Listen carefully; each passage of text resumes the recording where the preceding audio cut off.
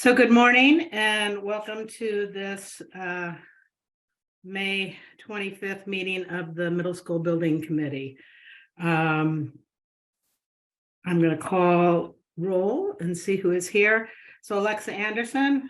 Good morning, present. Port Booth. Port wasn't sure he was going to be able to make it. Heather Bout was not going to be able to make it. Frank Cannon. I see Frank.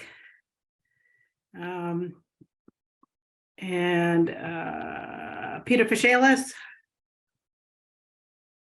Not yet. Don Garelio. Present. Lori Hunter. Good morning. Morning. Mark Howell. Present. Pat Nelson, I'm here. Chris Popov. Good morning. Good morning. And Charlie Parker. Charlie, I think I saw you. Did I see Charlie? Oh, there's Charlie. Matt Root. Yep, I see Good that. morning. And Steven Stashevsky.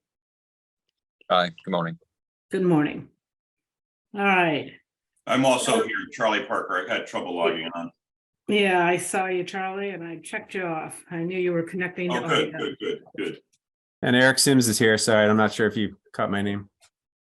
Hi, Eric. And when I call roll, it's for the voting members, but we're happy to have you with us. Sorry. Eric is the sustainability director in Concord, right? Yeah, glad to have you with us. Okay, so let's start. Call a meeting to order. Do we have any comments on the the minutes of May 4th? Just that for some reason they were not distributed to me. So whoever distributed them, could you please update your distribution list?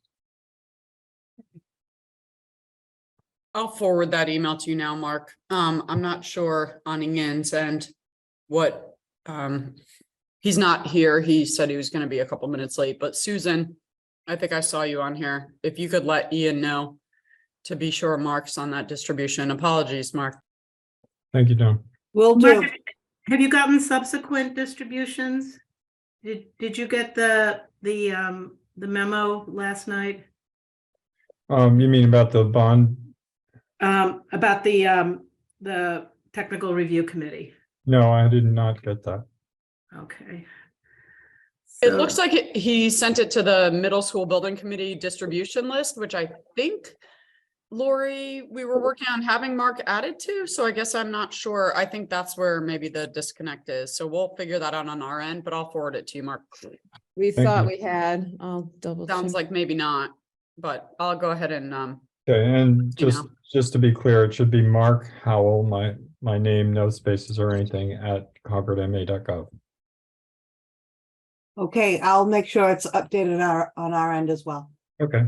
Mark, Matt Johnson had a lot of trouble with the distribution list getting clogged on the town server email system, Mhm. whatever.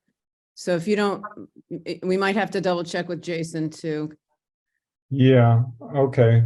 I mean, normally what This is your happens wheelhouse, so you can hopefully help us just get it figured out. Yeah, it's Mimecast, so typically what happens is it might get held up, but once I permit it, it should come through. Right. But if it never arrives in the first place, I won't Yeah. see. So we'll check on our end, and if you'll check on yours, we'll get it. Thanks. I'd be happy to do a test with somebody.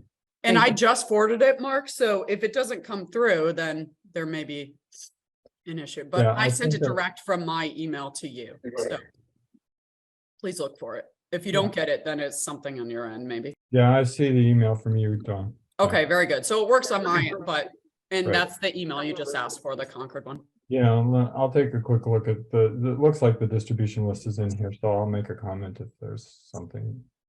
I don't see myself on it. That- All right, we'll get that taken care of. Okay, thank you. Apologies, Mark. Anybody else have comments on the May 4th meeting minutes? Do I hear a motion to approve? So So moved. moved. Discussion, second, the discussion. All right, how about a second? Second.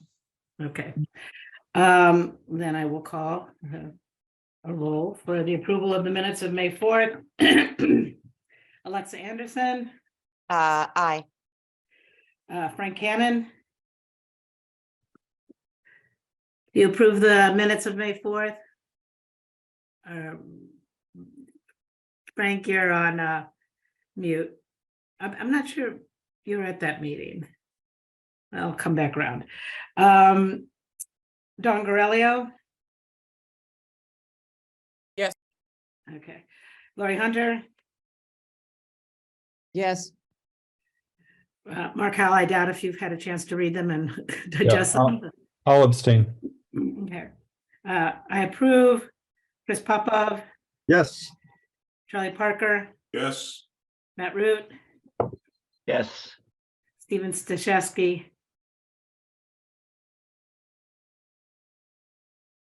Stephen, did I hear you? Yes. Yeah, okay, thank you. Yes. Okay, great. The next order of business is an update from Hill on the, correspondence. So we, Heather isn't here to report on correspondence, but I know we got a couple of emails, one from a citizen wanting to know about our windows and glass panels and sharing information about a company in Greece that does windows. And then we got, I've gotten some emails, Dawn and I both responded to a woman who's writing articles to the Bridge, looking for some information about the program. We directed her to the website and answered some of her questions. I think that's it on correspondence, unless anybody else has anything else. Okay. For the OPM update, the general contractor construction mobilization. Ian, you want to take it away?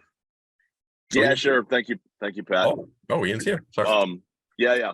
Jonathan, I'm happy to let you report if you want to go. Sure. Yeah, I'll give the contractor update.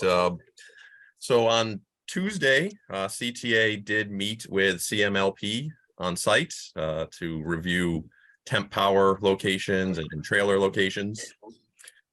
We have a tentative date right now for next Friday, the 2nd, for our construction kickoff meeting. I do need to reach out to town contacts and make sure date and time works, and that we have a location for that meeting, just because we won't have trailers quite yet. So that's in the works. We are expecting CTA to mobilize the site with temp fencing and trailers starting the week of 6/5. Right now, we are eagerly awaiting things from CTA, like their quality control program, project directory, schedule, safety programs, things like that. So that's all things that they are working on and owe us. That's really the construction update for now. Or within the next couple of weeks, you should see a lot of activity on site. We are aware of any remaining scheduled school activities that we've coordinated with CTA to make sure there's no conflict. And with that, we can talk about budget. Ian, did you want to talk about budget? Yeah, sure.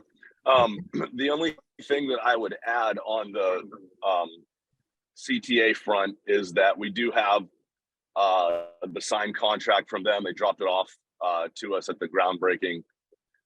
We have reviewed it, and there were 2 or 3 missing items as far as exhibits or attachments go. And so we've been working with them to get those attachments inserted into the package before we hand it off to the town for counter signature. So that's in the works and nearly complete.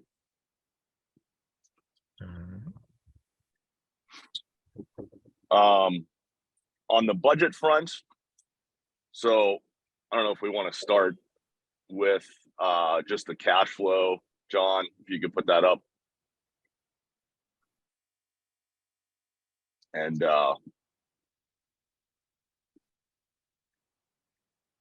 sorry, I'm en route here. So John, why don't Graphic. Tashera, why don't you go ahead and run through this as Sure. well? John, could you just scroll down to the last page of the graphic? So basically continuing to maintain the projected cash flow, actually just slightly under. One of the things that CTA owes us right now is their cash flow per Article 6.27 of the contract. Once we have that cash flow, we will be able to update this and it'll be a bit more accurate through the remaining construction. But I'm not sure what else to elaborate on there. We can go to the expenditures for this month.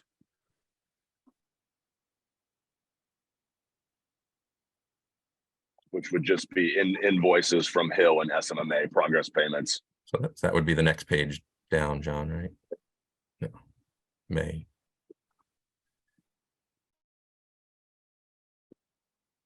Sorry, I don't have the list of invoices in front of me. I can pull that up on the. Yeah, so it's Jonathan, it's just the invoices here from Hill and SMMA.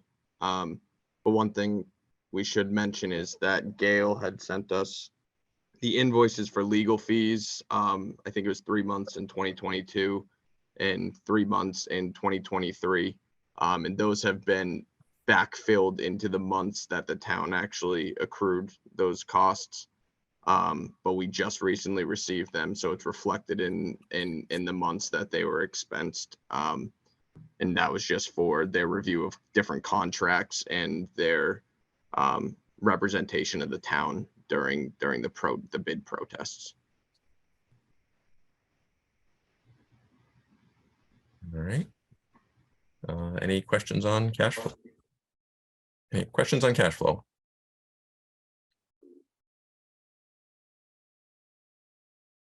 All right. Just overall view of the budget. Basically, we've got 85,175,000 for our construction budget. For architect, engineering, geotech, hazmat, testing and inspections, we've got a total budget of $9,217,347. Administrative costs, total budget of $4,765,543. For FF&E and technology, we've got a total budget of $2,625,000. And then we've got a handful of contingencies. You'll see, in addition to the construction contingency and owner's contingency, we now have a bid savings contingency. That's the 2.2 million bid savings money that we're going to track separately from all the other contingencies, and use of it would only be through approval of the full committee. Lastly, we've broken out the remaining bid contingency, the 2,019,312, getting us to the total authorized borrowing amount of 111,516,000.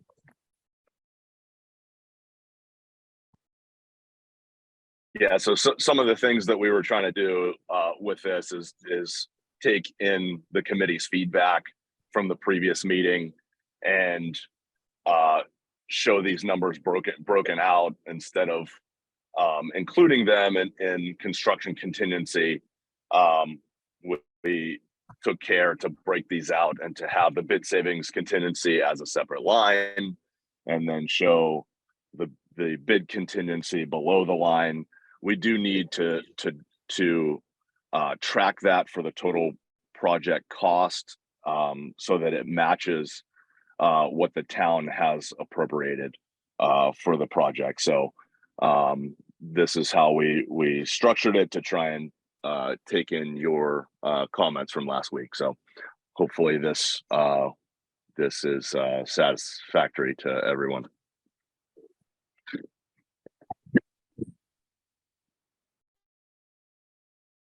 Okay, are there any questions? Thank you, Bill, for that. Charlie?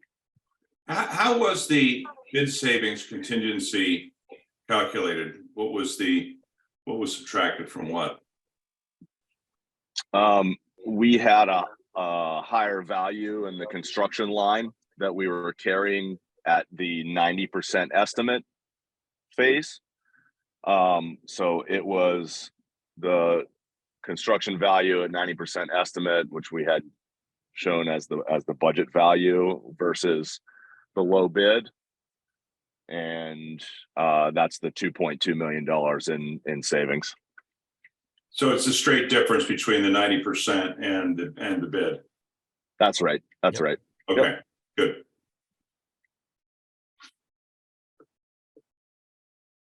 Okay.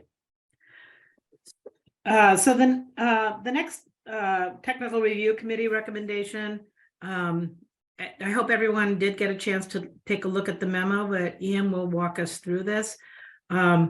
We spent some time as the leadership team discussing this, and I just want to stress that this is a model that is used in most of these construction projects for schools. And we are comfortable with this model, but we want everyone to fully understand it and to hear comments. So go take it ahead, take it away, Ian. Sure. Thanks, Pat. So yeah, this is we wanted to try and detail out what we typically do on projects, what we've seen to be successful on jobs, just keeping up with the flow of construction and the decision making that has to happen to keep the contractor progressing and maintaining schedule. So what we're proposing here is a technical review committee, and we alluded to it last week, but we put some thought into what we think the committee should look like, and how we should try to delegate authority to a smaller group on behalf of this committee, so that we can meet with individuals on a weekly basis, go through contracts, amendments, change orders, and the like, and really chip away and make progress at it on a weekly basis, because it's pretty intensive. So we put together this memo just to detail everything out for you guys, and the first part of it is establishing the committee. So what we were recommending is basically 3 individuals to be on this committee, and it's usually a representative from the town, from the school department, and then a volunteer from the committee itself, the full building committee itself. So it would seem that for the first 2, the most reasonable people to fill those roles would be Gail and Bob, because they're already dealing with financial matters of the town and of the school department. So we were recommending to have those 2 individuals involved in the technical review committee, and then just a 3rd representative, again from the full building committee, someone that has a reasonable construction background, and we were hoping to have the co-chairs appoint someone to that position. So that's kind of step 1, is establishing the technical review committee. So any comments or thoughts on that?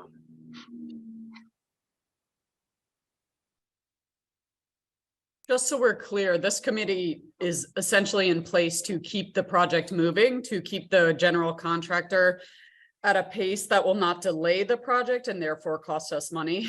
So as you imagine, excuse me, construction happens quickly, changes are sometimes happening at a quick pace in order to keep the construction moving forward. So in my experience, these committees, these subgroups or that are able to basically make wise decisions, having background on construction and cost and how change orders are, are put forward in typical construction projects. It's helpful and keeps the project moving, and is especially with a 149 contractor. We want to make sure that we as in the owner, as in the client, don't cause any sort of delays. So I see Alexa's hand. I'll let you ask a question, Alexa. She took it down. All right. Dare Yeah. you? No, I have it. I was taking it down. Okay. Didn't want to forget to take it I down. thought I was just seeing things. No. So the idea is these guys meet weekly to keep the project on track and moving and to, catch anything. And then will our pace be monthly, like to their weekly? Is that the idea? Yeah, because otherwise yes. it's us meeting weekly Yeah, because no, like, as a great. bigger group, and Marvelous. Love this committee. Okay, great. it's cumbersome. Yes. So the idea is that typically in construction, building committees meet monthly. And then the technical review committee, as it's called here, it's sometimes has other names, but they're meeting weekly because these things pop up quick and decisions need to be made. And typically it's I think Ian said some of this, but it's things that are needed, changes that are required, not something that's discretionary, that is a want. As an example, that would come back to the full committee for discussion or and just so you know, the professionals, they're engineers and architects, everyone's reviewing this. So, as an example, the plumber has a change order for copper piping. The plumbing engineer is going to review it for cost, quantity, they're going to have all their eyes on it before it comes to the technical review committee. So it's not expected that committee does that level of detail, but just has a general understanding of what the change might be and why. Yeah, you're always going to have Hill and SMMA as the first line of defense for all review of all contracts, all amendments. Anything that we're procuring in the future, such as FF&E or technology or any of these things, it's all through the public procurement process anyways. But and then on the construction front, the same thing. Any potential changes from the contractor, we're always the first line of defense. We want to make sure that anything that we present is fair and reasonable, that it's something that we can support and put in front of this technical review committee. So if there's no other comments, I wanted to get into the weeds a bit on the technical review committee and the protocol and operation of it. So I see Charlie has put his hand up. I have a question about what you see in other projects. I mean, did you ever see situations where committees say, well, geez, change orders above a certain amount should bubble back up to the committee and get final approval from the committee? Let's say you had a $250,000 change order. That may not be common, but I assume you could get one. Should there be some sort of mechanism to roll those up for approval by the committee, or do you generally see these technical review committees have pretty much absolute authority over, outside of the committee, over the expenditure of the construction contingency? no, that's a good question, Charlie, and I'll address it below. But the general gist here is that there are changes that need to happen during construction in order to build the building, basically. So if there's some sort of issue with the design and that needs to be changed or corrected, and there's a change associated with that, and it's necessary to construct the building, then that would be a necessary change that we would put under the purview of the technical review committee. no matter what the price tag is for that. And unforeseen conditions, if you run into something during excavation, it needs to be removed to put in the foundations, that would be a necessary change. There's all kinds of things that we would consider necessary, but that's the general gist of it. And then there's discretionary things. There's there's a potential for stakeholders or someone to bring a scope item that says, hey, we want to make a change to the project. We want to add, $50,000 worth of shelving in the library, and stuff like that would be discretionary. It's a nice to have. It's not necessary. It is a scope change, and so what we were proposing is, anything above a $20,000 threshold for an item like that would go to the full committee for review and approval through a process. So does that answer Well, I think your what you're question saying and is kind of- construction changes, regardless of the size, construction contingency issue, which is relative to incomplete drawings or disagreements about what something might mean. Those would be the purview of the committee without any involvement from the building committee per se, and stuff that's more discretionary would go forward up to the committee above a certain amount. Yep. Right. Yeah, exactly. And then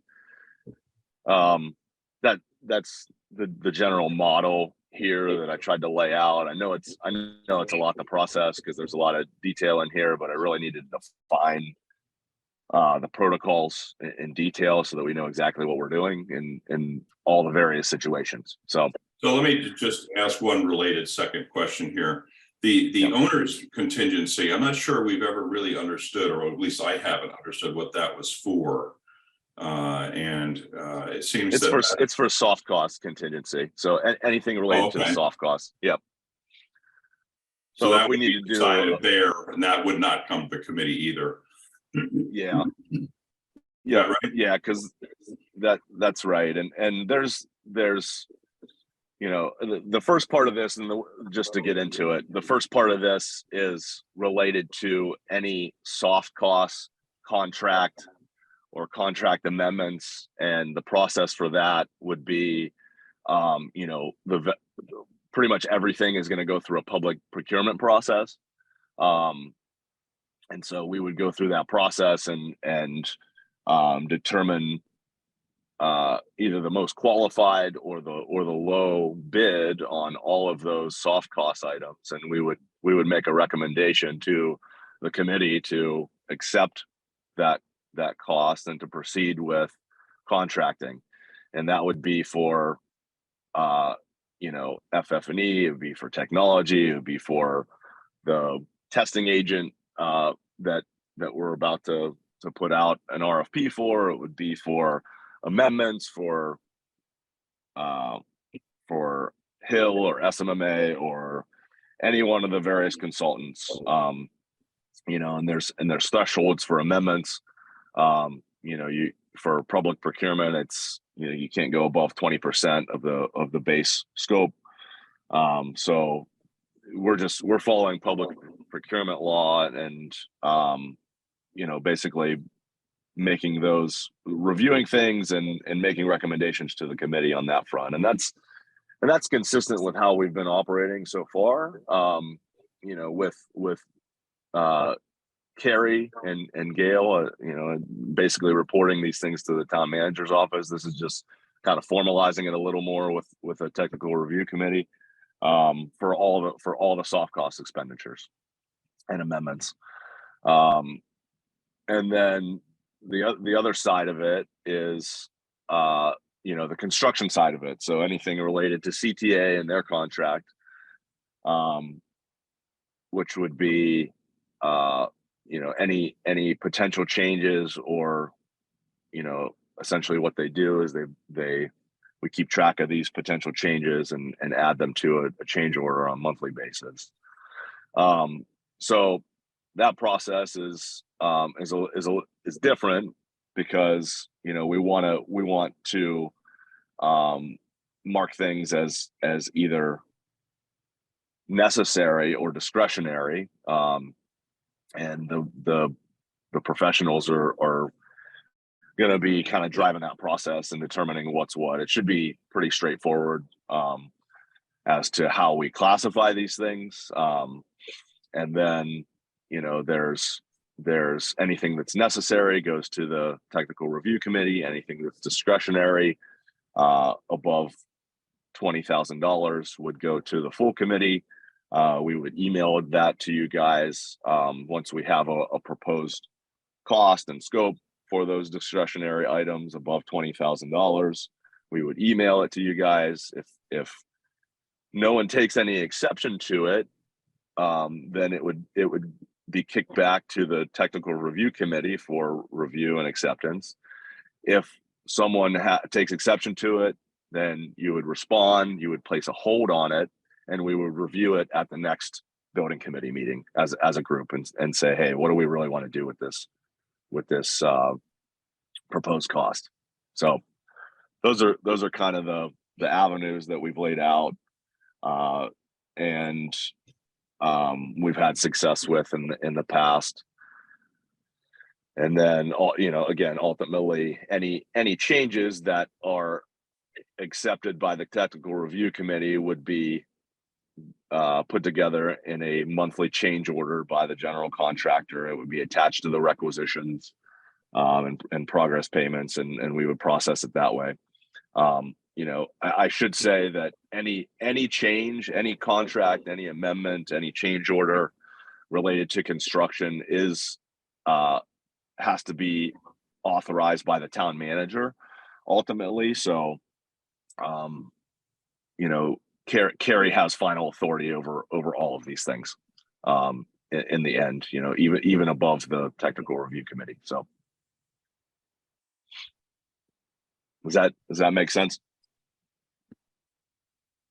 Mark, I see your hand up. Hi, thanks. So the protocol all makes sense to me in terms of the decision-making structure.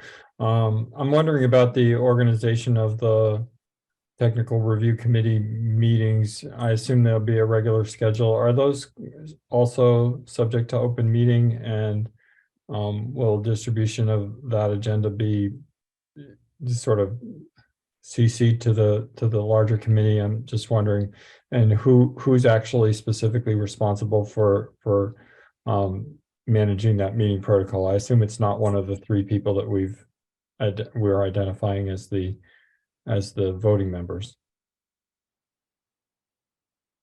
So the answer is yes, Hill will run that meeting weekly. It does not need to be a public meeting. And it's basically it's our change order, our weekly change order review meeting, where we any of the PCOs we've received, we go through in detail as a group, talk about, explain any questions, you know, get any feedback that we need to push back on. Ultimately getting to the point where, you know, we're all in agreement that, you know, this is an acceptable cost for a change, then lumping them together each month into one change order for presentation to the whole committee. Okay, and the PCO log that's referred to at the top of page 3, is that a document that will be readily available at all times for building committee members to review and take a look at? I don't want to say real time. It's you know, our budget, budget that we, you know, are tracking PCO. We have a real time PCO log, yes, at all times, which, you know, we'll be sharing with the technical review committee every week. And certainly we can review with this committee as well. So maybe the snapshots on a weekly basis are published someplace where we can take a look if we need to. Yeah, we could do that. You know, as far as reporting out, we could. If there's one-off requests, we're happy to share this information with the committee. But it is something that we would typically report on a monthly basis. Yeah, I think just so that you have an understanding of expenditures and cost towards contingencies because, you know, any cost above and beyond the contracts that we've already let out is going to be pulled from contingency. So we would show you exactly how it's being proposed to be spent. Yeah, I think it's also valuable to actually do that snapshotting and I mean, Yeah. at worst at the monthly meeting, because sometimes what happens in a project is, let's call it, you know, timelines and histories of some of the thornier issues get a little bit disputed down towards the wire, and it's also always useful to understand when something first came up and how it was negotiated over time. My observation from previous building projects is that this is not fairly straightforward during the construction phase, because the construction phase is fairly straightforward. Where we often get wrapped around the axle is when it comes to the FF&E kinds of changes down near the end. It can get messy. So good protocols for publishing that information over time is very useful. Yep, and we're not only looking at, you know, the PCOs that we've received, but we're tracking any risk of potential changes, you know, before we've even got that PCO. So that also will be reflected in this monthly reporting to the committees and even the weekly reporting to the technical review committee. Yeah, I'm assuming that the schedule risk and potential schedule risks will become a standard part of the agenda for our monthly meetings as we Absolutely go forward. But obviously the GC's not on board yet, so they're on board. Well, I mean, they're not presenting yet. Yeah, no, that's exactly right. You know, for this committee, it's reporting out construction progress. We talk about schedule. We talk about, you know, anything that has come up on site that needs the committee's attention. We talk about finances. We talk about quality, because we, you know, all the things that matter for a construction project. So, yeah, we want to make sure that this committee is informed on a monthly basis at a minimum, and, you know, into the weeds as necessary. And, you know, our goal on every project is to limit the use of contingency monies. We don't want to use it. We want to fight against that, and that's what we target on projects, knowing that, you know, there's things are going to come up and we're going to have to make changes, but, you know, we're always cautious about spending the town's money ultimately, and we want to make sure that we're being fair and reasonable for all the contracts and amendments and changes that we do. And so we're going to scrutinize things, and we're going to make sure that you're getting the best value for everything that we put in front of the technical review committee and the committee as a whole. So that's kind of the process that we know works, and, you know, we want to try and implement for you guys as well. Okay, and just because our behavior as a customer is extremely important here, do we have a way of, let's say there are potential scope proposals that are being considered. You can obviously waste a lot of time trying to address those when they haven't been sort of pre-authorized by the building committee to even be considered. So I would hope that scope proposals are actually seen here first before they're given to, you know, technical staff or professionals to evaluate and spend time on. Because if we're not going to accept a scope change, we might as well talk about that while it's still only a notion, rather than waste any time. Yeah, absolutely. I completely agree with that. So if someone were to come to this committee and say, hey, you know, we want to put a scope item that we cut out during value management, for instance, that is in the tune of, you know, hundreds of thousands of dollars. I think that we should bring it to the committee, talk about the pursuit of that first, right? And determine if we should have the architect put it on paper for pricing. So that would be a good first step for those types of scope items if they are brought to the table to this Okay. committee. So, yep, absolutely. So, Ian, is that addressed in your memo? I'm looking at the page that you're showing on the screen now. What I see is that anything that's over $20,000 that's considered discretionary, that the technical review committee would review. But anything above that we'd be notified by email, and then we could place a hold on it. Anybody on the committee could say, wait, no, we need to talk about this. And then it would be discussed at the next MSBC committee. Is that? Yeah, no, I commend you guys. You poked a hole in my memo here. I tried to think of everything, but that is something that's not detailed here. And we could add that, as far as discretionary scope changes, discussing that as a committee first, and then proceeding with any design efforts to document it, a proposal request from the contractor in which we would get a price from them and then bring it back to the committee for further consideration. So that is another item that we could detail out. Yeah, I appreciate the amount of detail that you have put into this memo. It was very helpful for me. And so what I'm hearing is that you would add another bullet to outline that process. Yes. Okay, thanks, Ian. Yeah, and Ian, sorry, this is Peter Martini. I just want to note that the logs, the PCO logs, they're always brought forth and shown to the committee. So there's nothing happening, behind the scenes here.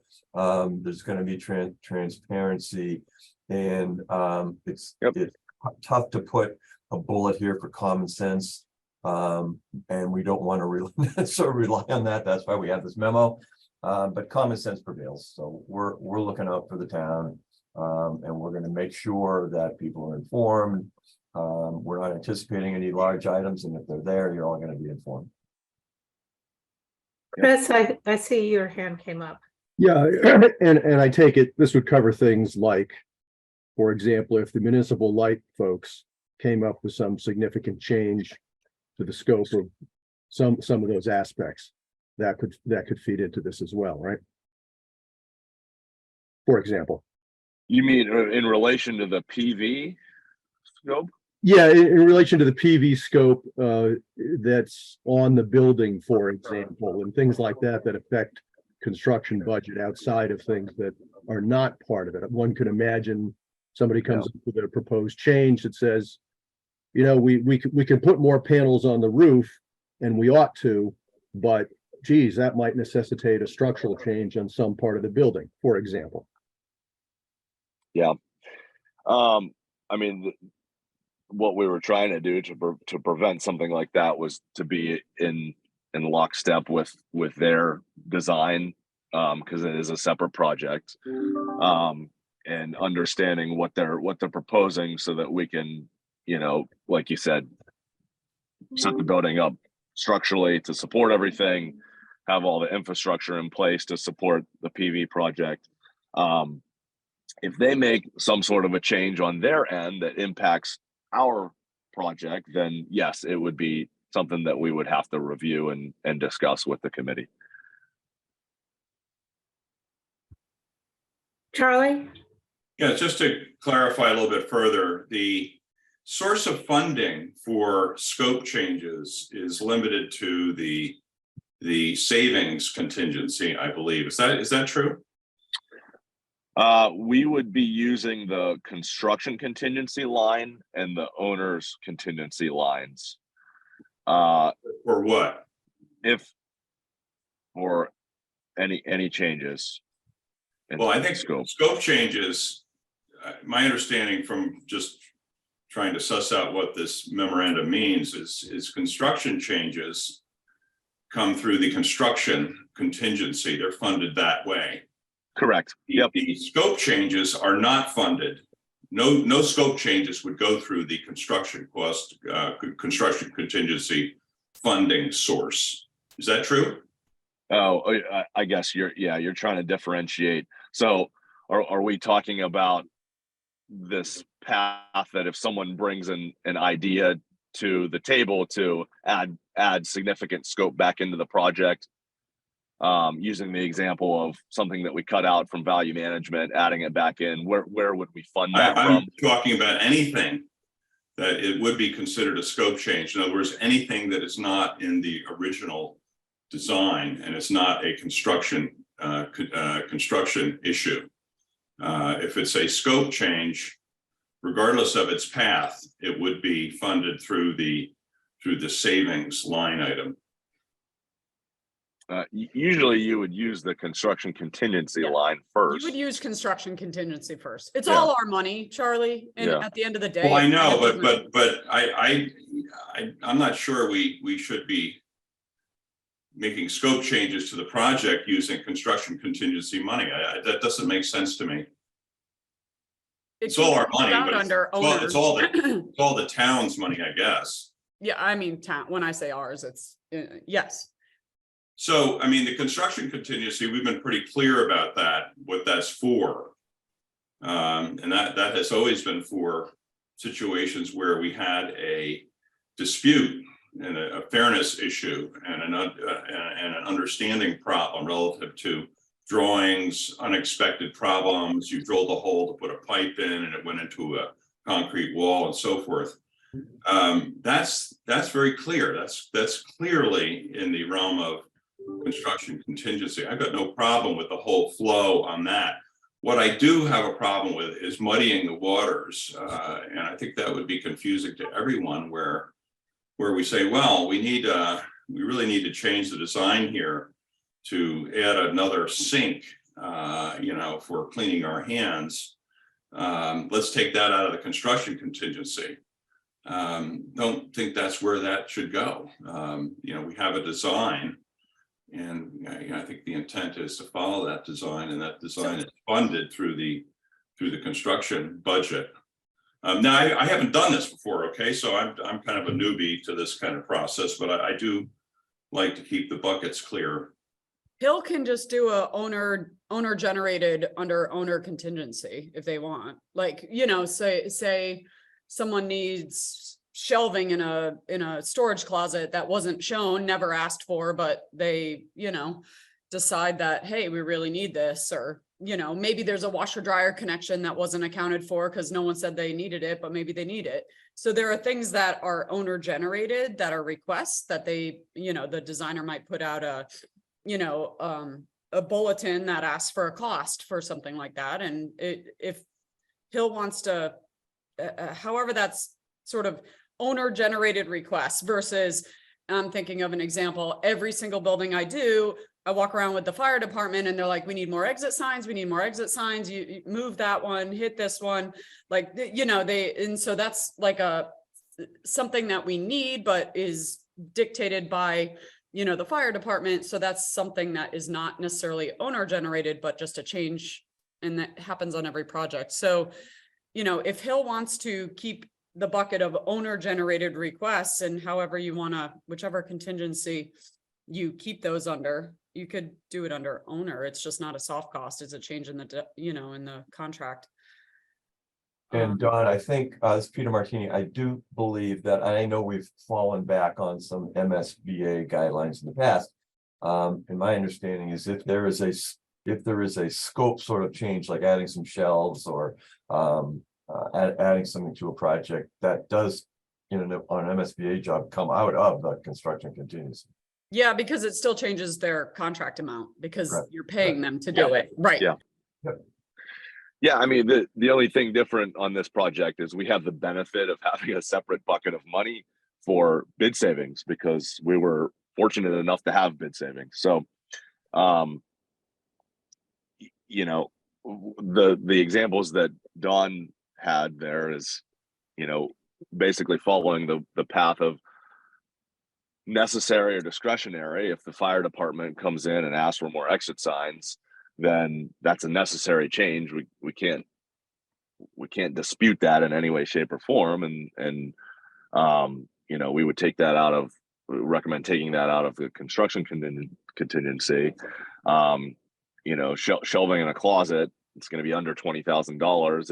It's discretionary. I mean, you could argue that it's necessary because you know, you need to be able to store things appropriately, but either way, you know, you're basically using construction contingency for that threshold under 20 grand for discretionary items. You know, I guess if we wanted to track it separately, we could do that for bigger scope items again, and this would be, you know, hundreds of thousands of dollars to add scope back in and kind of going to the committee through that. If you wanted to use the bid savings contingency for that, you could do that as well. I mean, it's, again, at the end of the day, it's all the town's money. It's just a matter of how you track it. So picking up on what Ian was just saying, I'm pretty comfortable with the way this process is laid out, and I appreciate the change that's proposed, and I think that will be useful. B, anytime there's a scope change proposed, there's an opportunity for the building committee to also have a discussion about the source of funds to address that scope change. And it's really difficult, and we could spend an awful lot of time talking about these things in the abstract. It's way easier when there's something concrete in front of you for the specific project to figure out whether that's construction related or program related or you know, what's driving that particular issue, and then it will undoubtedly become clear. I think that falling back on how do things typically work out in MSBA is also a worthwhile guide, because we've had success doing MSBA projects in town before. So I'm perfectly comfortable with how this discussion has gone and ready to move on. Yeah, if we follow the MSBA stuff, I'm happy with that too. Okay. Great. So Ian, I think that you've covered most of what's in the memo. Is there anything else that you feel like you need to highlight from the memo for the committee? No, I think we covered most of the bases here on the memo. And you would be wanting a vote of approval for this memo from the middle school building committee. Yeah, I think what we need to do just to formalize this is have the committee vote number one to establish the technical review committee and delegate authority to them to do these tasks, and to accept this memo as written, with the one modification that we talked about for scope changes that would go directly to the committee first, just so that we have this accepted by the committee and the support of the committee in place as we're moving forward. Can I just make a couple comments, and then I'm happy to put a motion together if that's helpful. But can we formalize who will be on this? I would argue that myself or Steve are the best candidates, and I'm going to put Steve's name forward as a recommendation to, he's got plenty of public construction experience and the capability. I would ask if he's got the time to meet once a week with this committee. I know that that's you know, can be cumbersome and a lot to ask of a volunteer. But I think Gail and Bob Conry, Gail Dowd, Bob Conry makes sense from a dollars and cents literally standpoint. And then we need a volunteer who would sit on this.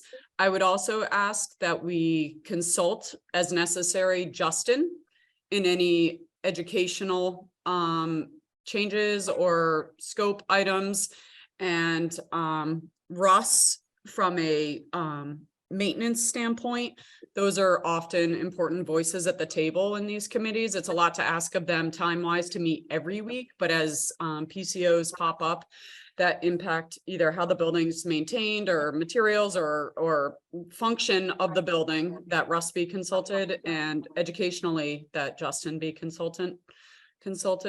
But otherwise, I would like to ask Steve if he's got the time to possibly be the third member on this, and then to, you know, Russ and Justin as needed. Yeah, I don't know if I have to raise my hand to respond, but yes. Yeah, no, go ahead, Steve. Yeah, I understand the requirements of the review and all the detail that you laid out. Perfect sense, and I've got the time so long as it's early in the morning that we meet. Yes, I'll be available weekly to review all of the changes and on behalf of the committee. Thank you, Steve. I know that's a lot to ask, so I appreciate you doing it. So I know that most of us know Steve's background. Those of us who've had the pleasure of serving on the committee with Steve over these many, many months. Mark, you're a new member. Do you want to hear a little bit about Steve's background too? Or do you feel comfortable with this? If it's acceptable to everybody else, I assume that, you know, the construction, are you an architect, Steve? Is that? I was at Turner Construction for 10 years and with the various developers for the past 8 years. Great. Okay, good enough. Okay, thank you. So with that, do you want a motion to formalize and establish the technical review committee that would consist of Gail Dowd, Bob Conry, and Steve Stashewski, with consultation from the, is he the head of facilities? Russ, is that his official name? And Justin, the principal, as needed. So I guess that's a motion to establish it and allow them to make decisions on behalf of the committee as documented in this memo, to keep construction moving efficiently. Okay, it looks like we have a motion. Chris, do you have a? I'll second the motion for discussion. Okay. Any discussion?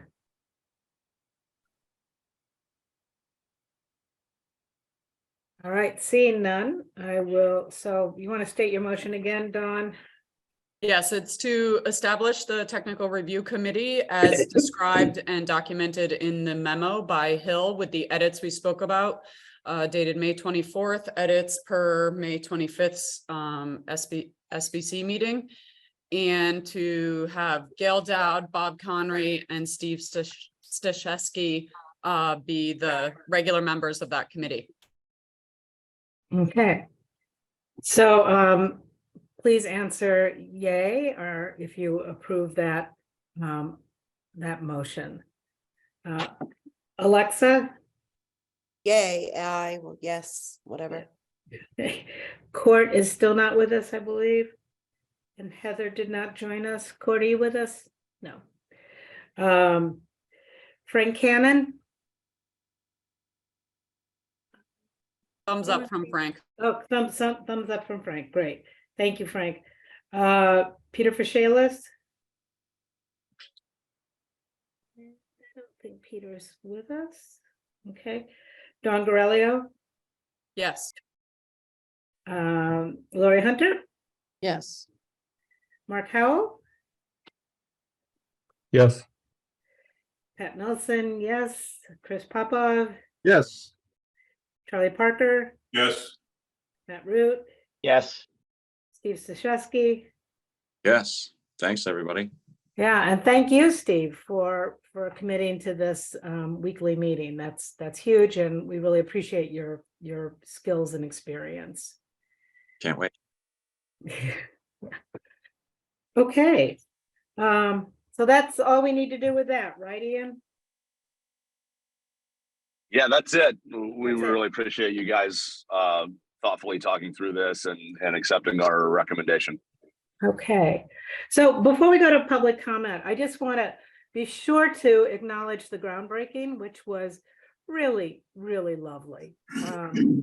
Even with the breakdown of the generator, I think everybody was able to hear. I want to say how moved I was by the 6th grade chorus in their final song. That was just really touching. So for those of you who weren't there, it was a really wonderful, uplifting experience. Pat? Yeah, Lori.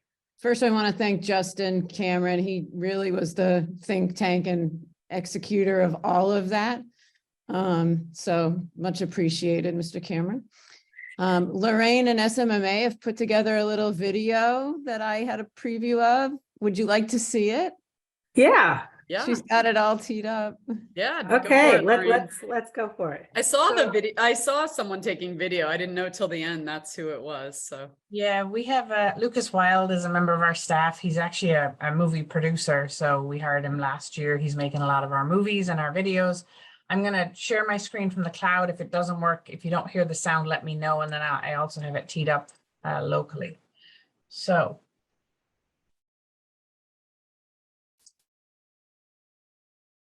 Can you hear the sound? no, Don't hear anything yet. No. Okay. All right, wait a second. Hang on. oh, it looks like he spent some time in Concord though. Yeah. The hang on. bookshop was there yesterday. Okay. Where is my? Hang on a second, sorry. Okay.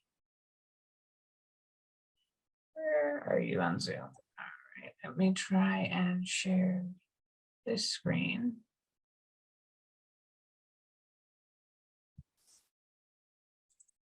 Okay. You know if you hear the sound. Can you hear the sound? No. Usually it's a little checkbox in Zoom when you share a screen, something with the audio, Oh. right? Can you see the video? Yeah. Yeah, we can see the video. 1 second, guys. It's worth waiting for. Share sound. Okay, let me start again. Got it? There you go. Hang on 1 second now. Okay. There we go. Can you feel the beat of my heart pounding? Listen to the questions I have. Listen to me. We are the future. Help us believe. Give us hope. My voice is calling. Can you see? Look in my eyes. Can you feel? My hand is reaching. Give us hope and we will show you the way. Good evening and welcome. We are so excited to have you here at the groundbreaking ceremony for a new Concord Middle School.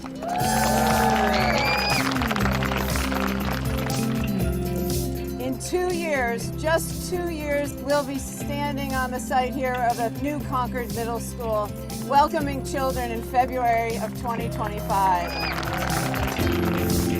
Sanborn had another building of 6, 7, and 8, had its own time zone, those of you who know about that. Hill International is our owner's project manager. Our design team and architects are comprised of a team of SMMA and Ewing Cole. It really was about a unified Concord Middle School. The education of children is the foundation for the future of any society. That's what it's really about. It's about the kids, it's about their kids, it's about generations of kids to learn in this school. We have the pleasure of bringing together a student building committee that is going to parallel and have some synergy with the adult building committee. 4th, 5th, and 6th graders come together to bring agency and voice to this project. I'm going to read their first name, and we've decided I'm going to share with you their height here at the groundbreaking. Because when we ribbon cut in 2 years, we are going to share with all of you how much we have grown.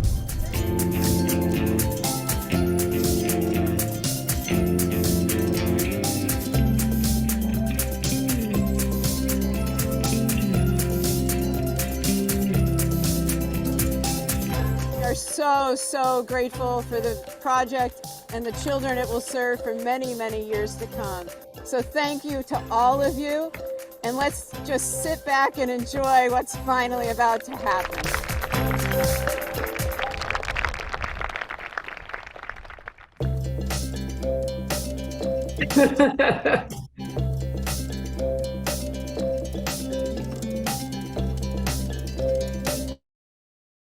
Lorraine, thank you Right. so much, SMMA. That Very is nice. fabulous. That was Very nice. amazing. Was it That was awesome. Lucas? What'd you That's say? Lucas. Lucas. Yep, Good for that's him. That was Lucas. awesome. And Tell it's the not story. blurry. It looked blurry in the beginning on mine, but it is not blurry. We're gonna No. get Laurie and Justin the Vimeo, so you can share it out on any network and anywhere you'd like. Oh, absolutely. Needs to go on the website. Yeah, it's great. All right. Thank you so much. That's great. Any citizens' comments at this point? I will invite.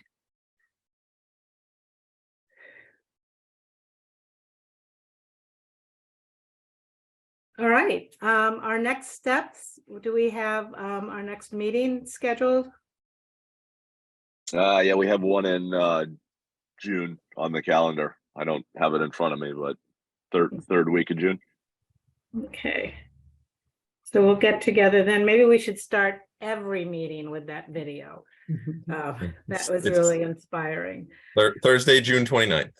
Thursday, June 29th. Thank you very much.